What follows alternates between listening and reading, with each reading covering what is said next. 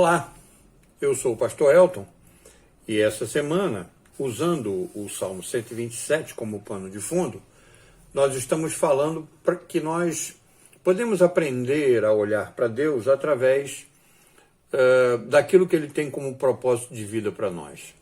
Ontem nós vimos uma grande verdade que foi Deus trabalha pelas famílias, né? E encerramos não dizendo de todas as verdades que esse salmo diz para a gente. Hoje a gente vai verificar mais duas verdades, né? Primeira verdade que a gente vai ver hoje é que as bênçãos de Deus para a cidade começa com as bênçãos de Deus para a família. Vou repetir. As bênçãos de Deus para a cidade começa com as bênçãos de Deus para a família. A família não pode ser receptora somente da bênção. Vimos que Deus trabalha pelas famílias e isso é uma bênção muito grande, mas ela não pode ser represa dessas bênçãos. Então as famílias são abençoadas para que essas famílias possam abençoar as cidades.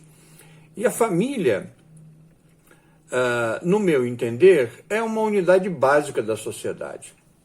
Se a família prosperar, e aqui eu não estou falando somente de questão financeira, mas prosperar de ser uma família eficiente, de ser uma família que conduz todos os seus membros de forma que eles possam ser relevantes na sociedade. Então, se a família prosperar, a cidade, a nação também irão prosperar.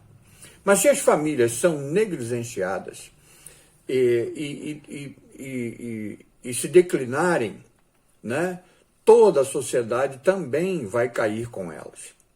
A realidade de hoje, que nós estamos vendo, são famílias se desintegrando. As crianças são negligenciadas e a frequência e a magnitude dos crimes violentos estão aumentando cada vez mais. Inclusive, histórias das próprias mães matando seus filhos. Esse tema é tão importante para o salmista que ele o leva para o próximo salmo, o Salmo 128, que a gente não vai ver hoje. E com os mesmos relacionamentos. E o Salmo 127, então, ele começa com a cidade e depois muda para a consideração da família. Esse salmo vai falar também do número de filhos. É claro, principalmente dos filhos homens, para aquele contexto, né? Que os filhos homens ajudavam nas tarefas, né, de casa, nas tarefas da roça, de tudo mais. Então, o salmista diz que um grande número de filhos do sexo masculino é uma bênção, pois eles poderão apoiar seu pai e até defendê-los, né? Veja aí o verso 5, que diz assim: bem-aventurado o homem que com eles vence a sua aljava. Quando enfrentarem os seus inimigos, numa disputa, não serão envergonhados. E aí, podemos considerar todos os detalhes à parte. Você pode me dizer, pastor, a nossa cultura não permite mais que nós tenhamos muito filho, e eu concordo com você. Mas o ponto-chave permanece. Os filhos são bênçãos do Senhor e, junto com os pais, estão entre os elementos fundamentais de uma sociedade saudável e próspera. As bênçãos de Deus para a cidade começam com as bênçãos para a família. E onde estão nossas famílias, ali tem também as nossas cidades. Nenhuma cidade começa com simplesmente a cidade, não. Todas as cidades começam com famílias.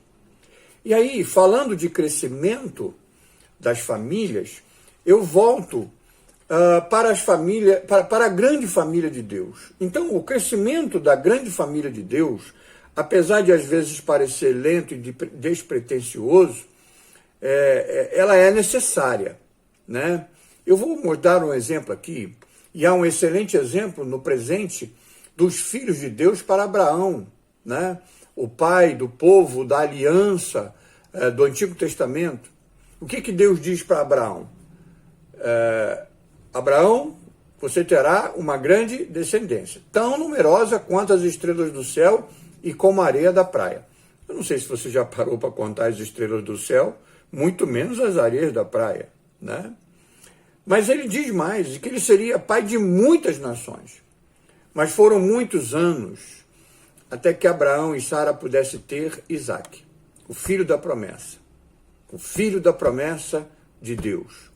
Na verdade, foi quando ambos tinham mais de 2 anos de idade, né? Mais de 80 anos de idade, mais de 80 anos de idade. Abraão tinha 100 e Sara 90. Mesmo depois disso, o crescimento da família foi lento. Isaque teve 2 filhos, Esaú e Jacó. Na geração de Jacó, na terceira geração, havia, agora sim, 12 filhos, que foram contados como os patriarcas das tribos, né? Foi somente após 400 anos de terrível escravidão no Egito e nas circunstâncias mais opressivas que a nação cresceu. E aí, quando eles saem do Egito, qual o número? A Bíblia fala em 600 mil, mas a gente conhecendo a cultura, sabemos que os 600 mil seriam só homens. Então nós estamos falando em mais ou menos mais de 2 milhões de pessoas.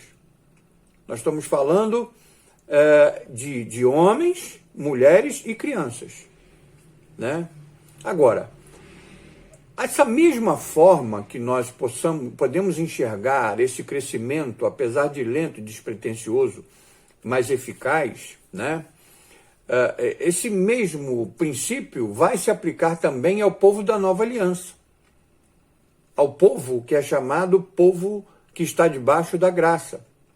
Jesus começa com 12 discípulos. Eles carregaram o evangelho para outras pessoas. Eles foram anunciantes desse evangelho, das boas novas para aquelas outras pessoas. Não só em Jerusalém, mas em toda a Judeia e até os confins da terra. Mas foi somente após várias gerações e como resultado de muito esforço, e um esforço muitas vezes difícil com a sua própria vida, né? Que a igreja se firmou e se espalhou por todo o mundo romano.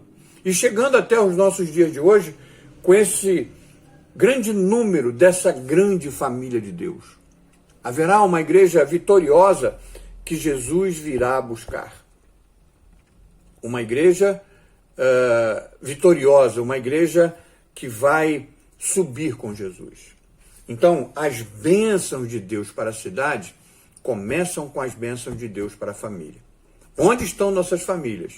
Nossa cidade também ali estará.